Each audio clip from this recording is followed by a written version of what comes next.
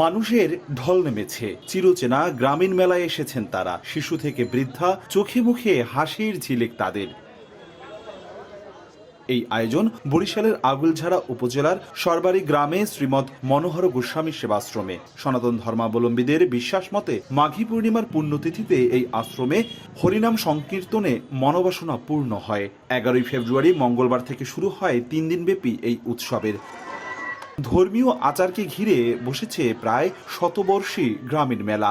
এবছরও শতাধিক স্টলে হরেক রকমের পণ্যের সমাহার হয়েছে। সকাল থেকেই পুরো আশ্রম আঙিনা জুড়ে আসবাবপত্র, খেলনা, নিত্য প্রয়োজনীয় তৈজসপত্রে পসরা সাজিয়ে বসেছেন দোকানিরা। প্রত্যন্ত গ্রামের মানুষ বেজায় খুশি এখানে এসে, খুশি বিক্রেতারাও।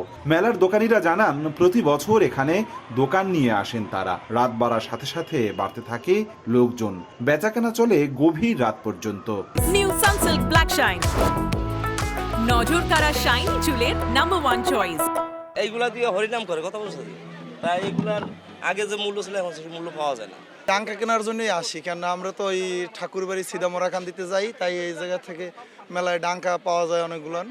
তাই আমাদের প্রতি বছর এই বারণের সময় এই ডাঙ্কা নিয়ে হেঁটে হেঁটে ওরাখান দিয়ে যাওয়া লাগে। এই মেলায় আমি 30-32 বছর যাবত আসি, তাই প্রথম যে অবস্থায় ছিল বেচা কিনা বর্তমানে একটু কম আর কি।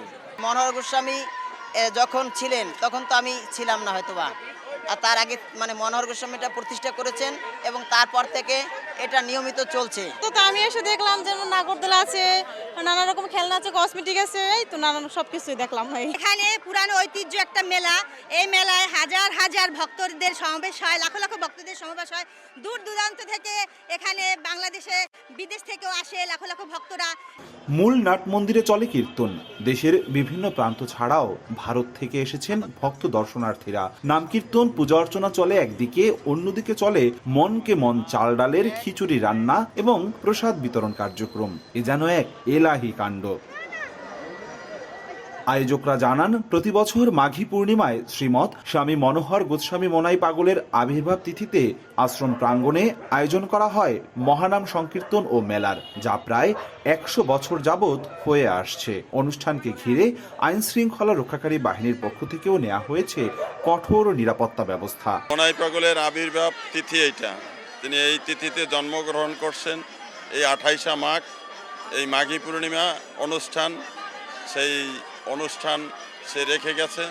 তিনি ওঠার আগে বলে গেছেন আমার এই মাঘী পূর্ণিমার জন্মতিথি এটা তোমরা পালন করবা। আমাদের ওসি স্যারের নির্দেশক্রমে এখানে পোশাক পরিহিত অবস্থা আমরা টিম একার কাজ করতেছি এবং সেই সাথে সাদা পোশাকও যেটা সিভিলে সেটাও এখানে আমরা তৎপর চালাচ্ছি যাতে কোনো ধরনের আইন শৃঙ্খলা বিঘ্ন না ঘটে।